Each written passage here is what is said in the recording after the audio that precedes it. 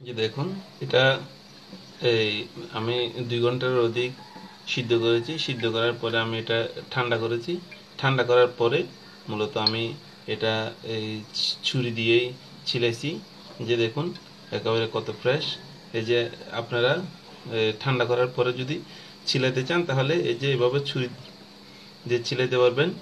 খুব ইজিলি এটা ছুরি দিয়ে ছিলানো যাবে। যে দেখুন ছুরি দিয়ে এটা ছিলানো যাবে। এভাবে আস্তে আস্তে ছুরি দিয়ে ছিলে ফেলতে পারবেন।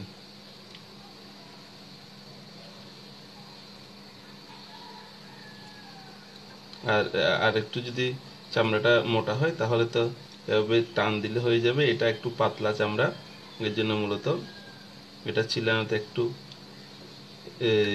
স্লো গতি হচ্ছে। যে দেখেন খুব ইজিলি আপনারা ছিলে ফেলতে পারবেন।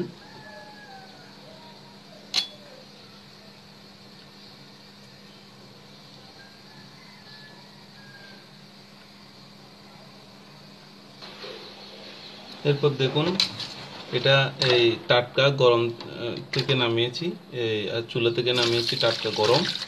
এই টাটকা গরম 2 ঘন্টা সিদ্ধের পরে যখন নামানো হবে তখন কিন্তু এটা এই চামড়াটা খুব নরম থাকবে। যে দেখুন তখন আমরা হালকা পানি দিয়ে একটু সিদ্ধ করে ঠান্ডা করে, হালকা পানি দিয়ে ঠান্ডা করে, যে দেখুন এটা এই উপরের লেভেলটা কিন্তু অটোমেটিক্যালি উঠে যাবে। এই যে দেখুন উপরের লেভেলটা, দেখুন উপরের লেভেলটা হাত দিয়ে টানলে ধরে উপরের লেভেলটা কিন্তু উঠে যাবে। এই দেখুন উপরের লেভেলটা কিন্তু উঠে যাবে।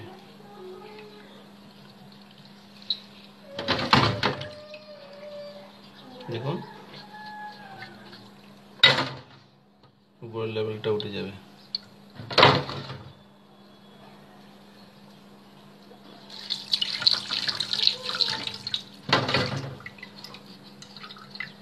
দেখেছেন উপরের লেভেলটা হালকা টান দিলে হালকা হালকা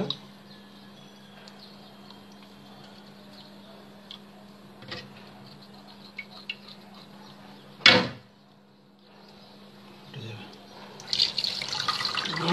তাই আমরা এই চামড়া, এই টাটকা চামড়া সংগ্রহ করতে হবে। টাটকা চামড়া সংগ্রহ করে আমরা এভাবে সিদ্ধ করে এটাকে চামড়া ছিলাইতে পারি।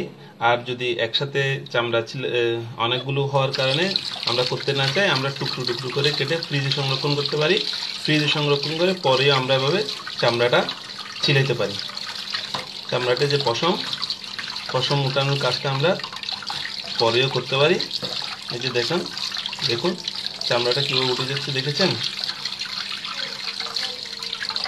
এই যে দেখুন চামড়াটা, এই যে উপরের অংশটা আমরা এটা 2 ঘন্টা মতো সিদ্ধ করার পরে আমরা উপরের অংশটা এভাবে টানলে এভাবে কিন্তু এই পশম উপরের জাস্ট পশমের অংশটা, যেটা থেকে পশম গজায় সেই অংশটা কিন্তু উঠে যাবে।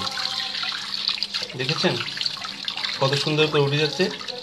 দেখেছেন উপরের অংশটা সিদ্ধ করার পরে আমরা, দেখেছেন অনেক সহজ কিন্তু, দেখেছেন? এবং এটাতে কোনো পশম থেকেও যাবে না। উপরে যেহেতু চামড়ার পুরো উপরের অংশটা উঠে যাচ্ছে, এখানে কোনো পশম একেবারেই থেকে যাবে না। উপরের লেভেলটা পুরোটাই উঠে যাচ্ছে, দেখেছেন? অনেক সুন্দর করে উঠছে। তো মনে রাখতে হবে আমরা টাটকা চামড়া সংগ্রহ করতে হবে। এবং এই টাটকা চামড়া না হলে এটা আমাদের জন্য ক্ষতিকর হবে, যেহেতু ব্যাকটেরিয়া চলে আসে।